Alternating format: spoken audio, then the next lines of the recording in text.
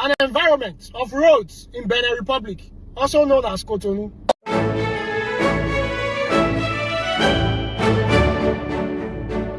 I'll take a look at the walkways and environment of roads in Ikoyi, Lagos. This is it. The president had traveled out of the country on an official trip. For the officers that were planning a takeover, this was the moment that they had been waiting for. If they were going to act, it had to be now. So on the morning of February 24th, 1966, the voice of Colonel Emmanuel Kotoka came through Ghana's national radio. They know that Iran is not a legitimate administration in Ghana is aware of it. It's no secret. We call also the government of Ghana to join its voice. Ghana has a very important voice. Israel ambassador to Ghana is currently pleading on Ghana government to support them, to back them on their campaign against Iran.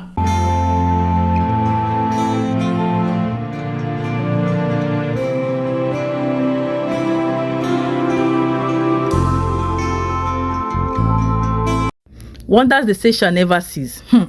Something is actually happening in the world that is calling on the attention of Ghana and Ghanaians. So recently, the Russian government or the minister or foreign minister of Russia was seen calling on the government of Ghana to come and join them fight Iran. They stated clearly that Ghana has all it takes, like Ghana get levels, Ghana day, Ghana mount, Ghana gallant. So because of that, Ghana should come and join them fight Iran. Wahala. See, monkey they sleep, babu they go wake up. This is the situation of Ghana right now. Monkey they sleep, you understand? Babu they go wake up. You can imagine. Anyways, I want to know your thoughts on this, and based on that, I've come with video evidence to share where and how he stated this whole call, beg, beckon, whatsoever support they call it. Alongside, the Giant of Africa has a message for us. You guys, I'm sure going to address some things at the end of this video, especially about that of Nigeria. And yes, an important, history about the Ghana's independence that I really wanted us to, share our thoughts about based on someone's story. Recap, summary and story about Kwame Nkrumah. So I've put these videos together alongside other interesting videos there. So kindly watch patiently to the end. Share your thoughts in the comment. But most importantly, stay subscribed. This is your first time here. Don't make it your last. At the end, we'll come back and sum it up. Let's watch. The president had traveled out of the country on an official trip. For the officers that were planning a takeover, this was the moment that they had been waiting for. If they were going to act, it had to be now. So on the morning of February 24th, 1966, the voice of Colonel Emmanuel Kotoka came through Ghana's national radio. He announced that the military and the police had taken control of the government. He announced that Kwame Nkrumah was out. Let's rewind a bit. Ghana had just gained independence and the whole continent was watching. Kwame Nkrumah was the face that people attached to that moment. Many knew him as a powerful speaker, an organizer, but he also had this certainty about him. He spoke like independence was not a dream. It was a plan.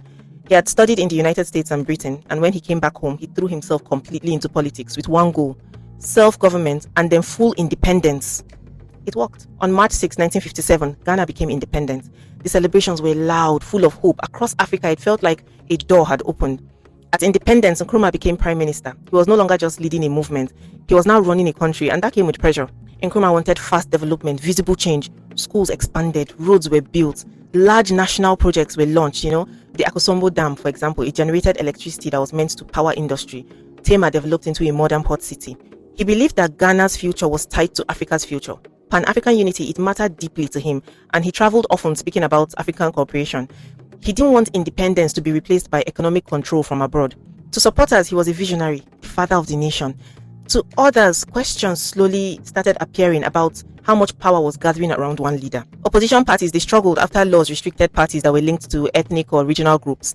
Then came the most controversial decision of his government, the Preventive Detention Act. Under this law, people could be detained without trial if the government claimed that it threatened national security. Supporters said, yeah, Ghana was young and needed stability, but critics said the state now had too much power. The mood in the country changed. People became more careful about political conversations, By 1964, Ghana was officially a one-party state, and Nkrumah was declared president for life after a national referendum. Around the same time, life became harder for many people. Ghana depended heavily on cocoa exports, and when global cocoa prices fell, government income, it dropped sharply. But the spending on development projects, it remained high. Debt increased, shortages appeared, complaints grew louder. Then inside of the military, officers watched closely. Some believed that the country was moving away from the promise of independence. One of those officers was Emmanuel Kotoka. Kotoka came from the military, not politics. By the mid-1960s, he was already a senior officer in Ghana's army. Now, that military itself was young, just like the nation, and opinions differed about whether soldiers should step into politics or not. As tensions increased, conversations inside military circles changed. Officers spoke about economic pressure, political restrictions, the direction that the country was going in. By early 1966, those conversations were plans. Kotoka was not acting alone. There were other senior military and police leaders that were involved. And after the takeover, they would form the National Liberation Council. All right. For the takeover, timing mattered because removing a sitting president inside the country, it carried huge risk. But in February of 1966, Nkrumah traveled abroad for official duties. So the plotters saw a perfect window. In the early hours of February 24th, troops moved through Accra. Key locations were secured, radio stations were taken, and communication lines fell under military control. Then the broadcast came. Kotoka's voice went across the country. He announced that the armed forces and the police had taken over. Power changed hands quite quickly. There was no long public battle. Reactions to this were different. Some people felt relief. They believed that the country had been rescued before things got worse. Others felt shock, betrayal. How can you overthrow the man who symbolized independence to Ghana? Nkrumah retrieved the news while he was abroad, and he couldn't come back home the way he left. He went into exile in Guinea, and there he continued to write and speak about African unity and the future of the continent. Back in Ghana, the new rulers called themselves the National Liberation Council. Parliament was dissolved, the Convention People's Party was banned, and political prisoners were released. The military leaders, they said that they wanted to stabilize Ghana and they wanted to repair the economy. Government spending was reduced. The new administration started working with international financial institutions like the IMF and the World Bank. Over the next few years, some economic indicators improved. Inflation slowed, foreign reserves stabilized, and then recovering cocoa prices helped government revenue. But daily life, it did not suddenly become better. Many Ghanaians still faced tight wages, limited opportunities, Supporters called this economic discipline, but critics said Ghana had moved away from its original development vision. That debate still goes on today. Another thing that comes up quite often is that some people believe foreign powers supported the coup because of Cold War politics and Nkrumah's international position. The classified documents show that Western governments were closely watching events. They were aware of the coup plotting. How direct any foreign involvement was, it remains debated. Nkrumah never returned to lead Ghana again. He died in exile in 1972. But across Africa, his name remained tied to independence, the idea that the continent could stand on its own, Kotoka's story ended suddenly in April of 1967. It was during a counter-coup attempt near Accra's International Airport. He was shot and killed. After his death, Ghana named its main airport Kotoka International Airport in his honor. For decades, travelers arrived through a place carrying his name. And the debate around his legacy, it continued quietly. Then in 2026, the airport returned to its original name, Accra International Airport, and it reopened that conversation that Ghana has never really fully finished having. Was he supposed to be honored or not? Happy Independence Day, Ghana. An environment of roads in Benin Republic, also known as Cotonou.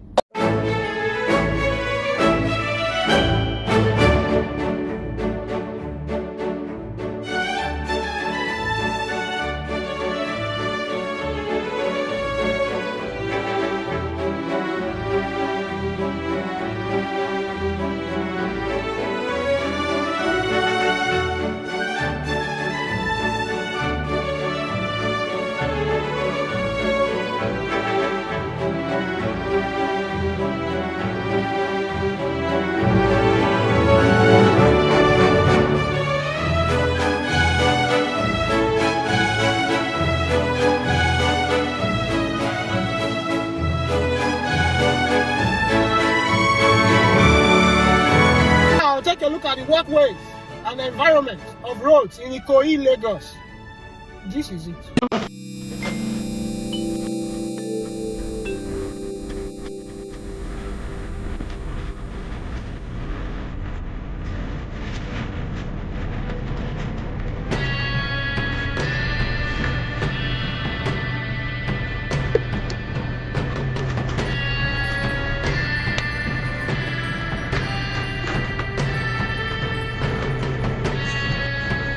There is no single road, I repeat, there is no single road in Nigeria, or especially in Lagos, that you will snap, that somebody will think you are living abroad. No single road in this Lagos that you will snap, that somebody will think you are in abroad. As a matter of fact, we don't even snap pictures outdoors in Nigeria. We can't snap outdoor pictures in Nigeria. We majorly snap pictures in our house that have fine interiors, or in hotels, in bars, in restaurants. That's where we snap pictures. We don't snap pictures outdoor. But in abroad, when you travel abroad, you don't snap pictures indoor, you majorly snap pictures outdoor. Because of the beauty of the environment. The environment is always finer than your house. So you majorly snap pictures outdoor when you travel abroad. For example, if you go to France, Paris, you want to snap pictures with the Eiffel Tower. If you go to Singapore, you want to snap pictures on the, in the Garden Bay, and so on and so forth. But when you come to Nigeria, when you come to Lagos, you can't snap picture outdoor because everywhere is poor. The environment is extremely poor, extremely disorganized and dirty. Both in Ikoyi, both in Banana Island.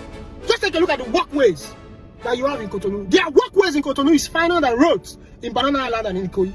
The walkways. We don't prioritize walkways in this country. Because we don't see people that don't have cars as human beings. People that walk, we don't see them as human beings. And guess what? Nigeria has the highest population in Africa.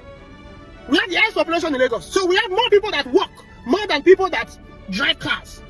But they don't create walkways for people that walk. They see them as dog. If you don't have a car, you are a dog.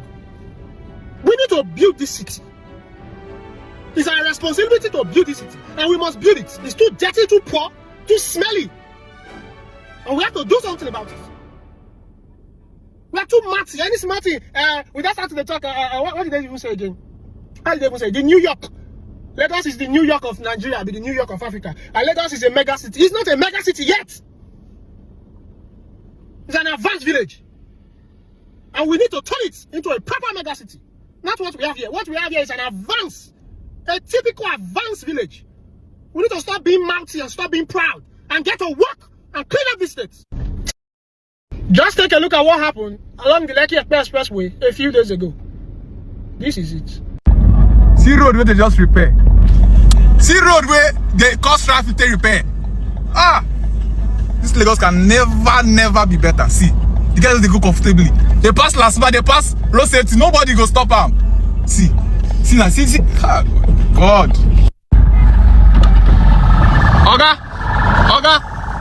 Oga, what about arrest them? He's saying they beg. In a beg. Can you just imagine? Can you imagine?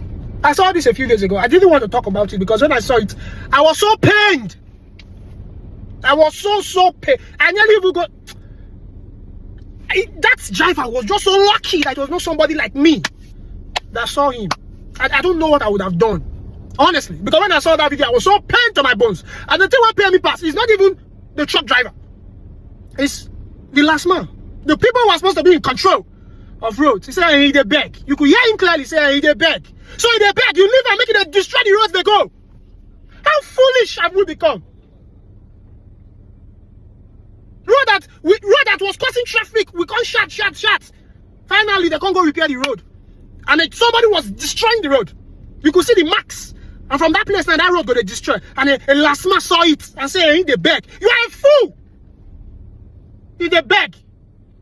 Just take a look at the current state of a road in JFCT Abuja. This is it. It has even occupied half of the lane.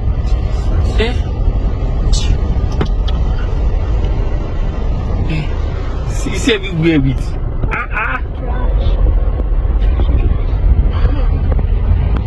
This spot you are seeing, there is a junction.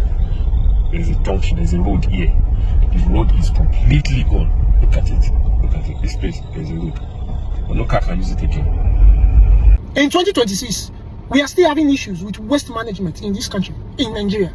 In 2026, our major city, like Abuja, Post-coup, Lagos, are still suffering from poor waste management. In 2026, whereby you can convert waste to so many things. You can turn waste to electricity. You can convert waste to electricity. You can convert waste to gas. You can convert waste to recycled raw materials. So many things that you can do with waste. In fact, waste is even money. And yet we are still having challenges with waste management in 2026. As a matter of fact, this is a video of how waste is being converted to electricity in Copenhagen, the capital city of Denmark. This is it. This power plant in Copenhagen is burning trash to generate electricity while people ski, hike, and climb on its roof. Copenhagen is one of the world's cleanest waste-to-energy plants that not only powers homes, but also invites the public to enjoy its iconic rooftop. Instead of dumping trash in landfills, Copenhagen uses this building to burn over 440,000 tons of waste each year and create electricity for over 150,000 homes of the city. Inside the building, advanced filters trap pollutants from the process, making sure that the whole operation is clean and safe for the environment. Above the machinery, locals can ski on a 400-meter-long artificial ski slope, climb the world's tallest climbing wall, and hike on the building's trail, which offers a panoramic view of the whole city. Copenhagen is part of the city's goal to become the world's first carbon-neutral capital by 2030, and it represents how sustainable architecture can be beautiful and functional at the same time. You see, while we are battling with poor waste management, other cities are using that waste to generate electricity for homes. Now, if you come to Nigeria, we don't have lights, we don't have power. So why don't we use our waste and build things like this to convert to electricity and give to people? No, my country will not do it. Because we have leaders who doesn't have vision. We have leaders who doesn't care about the people. Greed. No vision, no dream, no nothing, no feelings for the people. They just go there to just fill their bellies and fill their pockets and leave. And the country is depreciating year after year. Year after year. Other people are using waste to convert to electricity. Now we not get electricity. Nothing. Okay, still use this waste. At least you don't buy the waste. You can get it easily. We don't have thinkers. No thinkers. No thinkers. See Abuja. FCT, we are president of the state. See Abuja. Getty, we are president of the state. Just Russia and China, they know that Iran is not a legitimate. The administration in Ghana is aware of it. It's no secret. We call also the government of Ghana to join its voice. Ghana has a very important voice. Israel ambassador to Ghana is currently pleading on Ghana government to support them, to back them on their campaign against Iran. Now listen to what he said in this video for your own understanding before you comment. Listen carefully. Russia and China, they know that Iran is not a legitimate country anymore.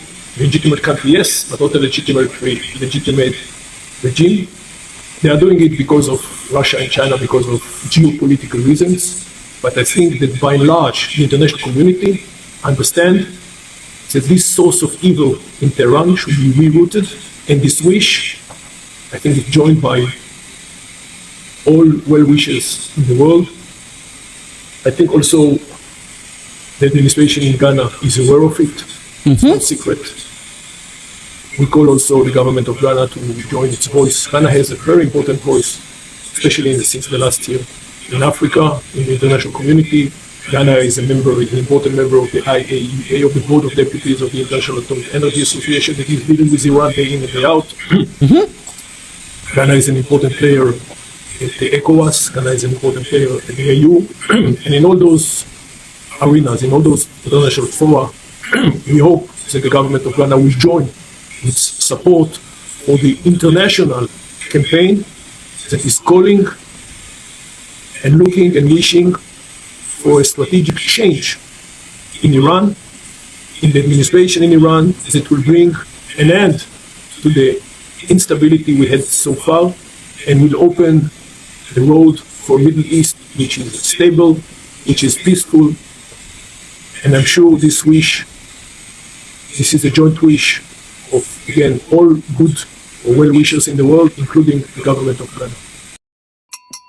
Africa Juklola, Maune Iramye, Africa Juklola, Maune Iramye, Africa Juklola, Maune Iramye, Africa Juklola, Maune Iramye, Miano Agbe Sensei, Aklo Jukwa, Aida Mavome, Miano Agbe Sensei, Aklo Jukwa, Aida Mavome.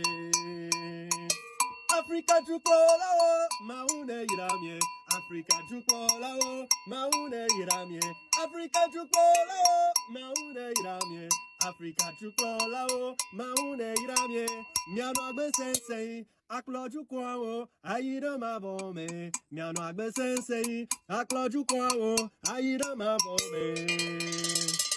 Happy Independence Day, Ghana. Ghana government officially had a meeting with the American ambassador, Iranian ambassador, and Israeli ambassador with regards to the bomb and missile that was thrown and targeted at the Ghana base in Lebanon yesterday. And they are not taking it lightly. Let us have a conversation. Why are we having all these missiles flying everywhere, and why was Ghana targeted? And this morning, the biggest of it all, Ghana has lodged official protest to United Nations and say this is war crime. It must be investigated. Who threw the bomb? Why was Ghana base targeted?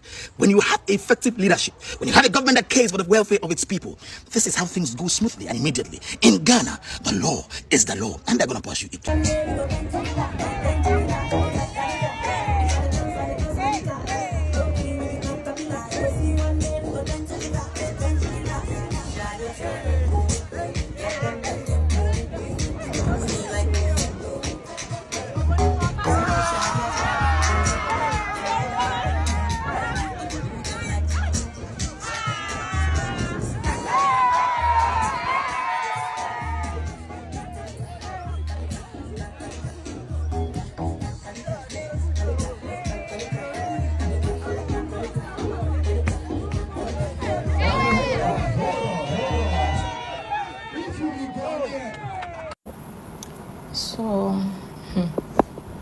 Ever since I came to Ghana, it's almost a year since I came, and from the time I came to Ghana, the 6th of March was a day I've always been looking forward to. Like, I've wanted to go to the city and see how the city looks like.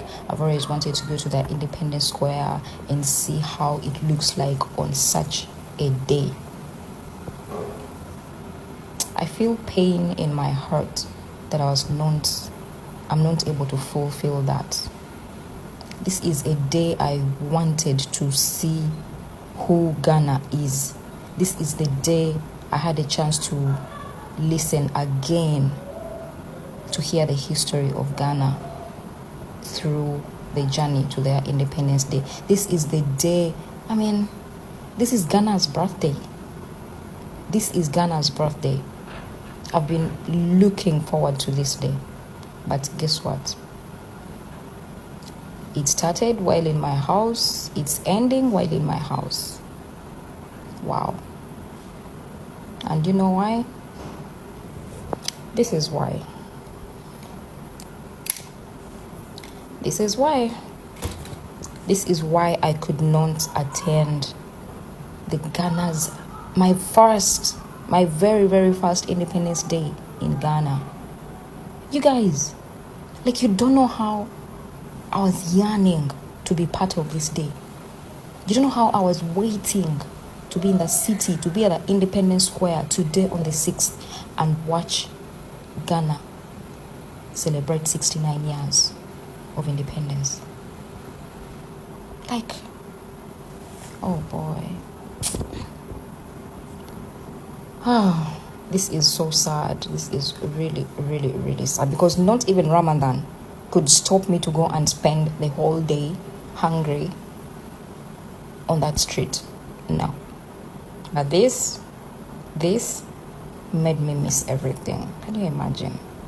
See, look at my eyes. Look.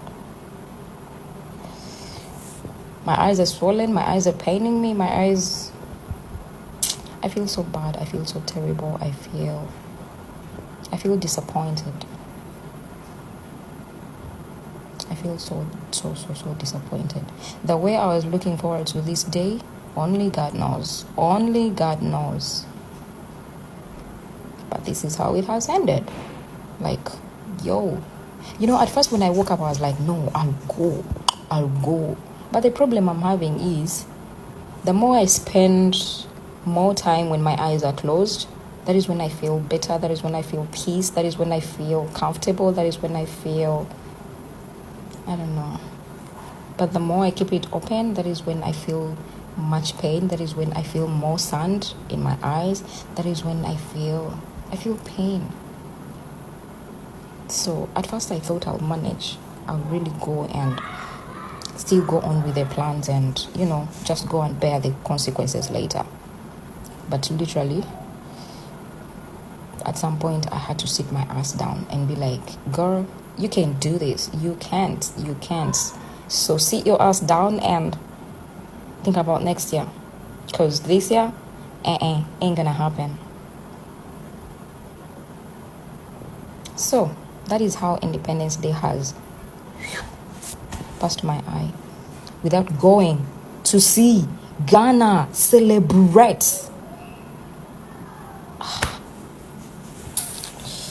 I feel so bad. I really feel bad. I had to come in a camera with no filter, so that you can see the real.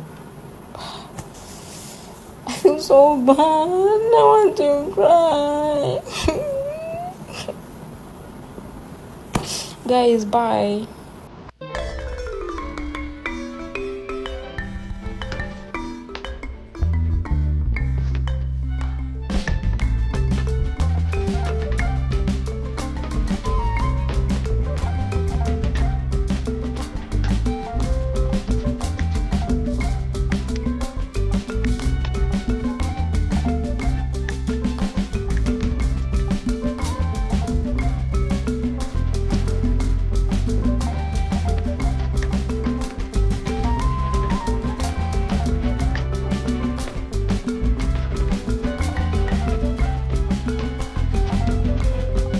You guys, yes. The videos you saw are from Nigeria.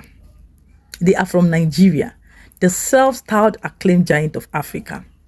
You see, when I see videos like this coming from fellow Nigerians, exposing this truth, at least this one, they will not say is they are doing it for Ghana view. They are doing it for Ghanaians to love them. Look at the raw truth the man is showing us. Cotonou, look at Cotonou. And these same Nigerians will say ordinary Cotonou, ordinary Togo, ordinary Ghana. Everywhere is ordinary to Nigerians except Nigeria. But the bitter truth this young man said is that Nigeria is a glorified village. Benin, he enter. Glorified village. It's not a mega city. Thank God, no be Chief Vic talk am. If na me talk am now, they go come for me. I'm happy a fellow Nigerian is saying it. Can this kind of filthy, dirty, gutter, littering behavior, drivers and all whatnot, roads, potholes, rubbish things happen in a country, a civil country like Ghana? No, I'm not saying Ghana is perfect though, but at least people who are doing it right, consciously working towards, the right path towards perfection are Ghanaians. You go to the street, even in Kumasi, you can't litter there. Then born you were made go dirty there. Accra, you don't litter things. Look at the capital city of Nigeria, Abuja. Then look at Lagos. Look at the giant of Africa. If Ghanaians talk now, they will say Ghanaians don't talk. But Ghanaians talk, because if not, now they go talk. Yes. And before you talk, and while you talk, also contribute on this beckoning and plea for support from Russia. Monkey they sleep. See me see trouble. Oh. They should leave my Ghana alone. Oh. Ghana is a peaceful country. Ghana did not tell them that they are rooting for war or they want to support people who are, warriors who are fighting. Ghanaians are peaceful people and it's a peaceful country. They don't have any business with war. So these countries beckoning on Ghanaians should just leave Ghana alone. And I'm sure the leaders, please don't fall for this trap. This is a trap from the pit of hell. When the devil wants to get you, he will praise you, he will whine you, turn your brain upside down. At the end of the day, once you're carried away, boom, they will strike. That is what they are doing. So we all have to be careful with these people. They should fight their war, fight their fight. They know well at all. Based on that, what do you think again about the history that was shared by this my amazing sister? Let me know if the story of Kotoka and the rest that played out during Nkrumah's fight for freedom are all factual and true. Let me know. I really love the way she shared this story. And as well, tell me what you think about the giant of Africa. I don't want to talk much, you guys. It's time for you to talk in the comments. Let's share our thoughts. We're all here for constructive criticism, sharing our opinions without sentiment, emotions, no bias. Nothing more, nothing less. Because if we don't criticize all these things, if we don't hold ourselves accountable, stay focused on the grind, we're going to miss out, especially as African countries. And that's why I'm even doing this. So share your thoughts in the comments. Do not forget to like if you're yet to share this video for more people to see. Wow, a lot is happening. And most importantly, stay subscribed if you like it on here. I want to hear your feedback in the comment section. Do have a blessed day out there. Once again, happy Independence Day celebration. This month is Ghana month, the month of March. A lot of good things are happening and it will continue to happen for Ghana. In Jesus' name, amen. Till I see you in my next one. Do have a blessed day out there. Ciao, ciao.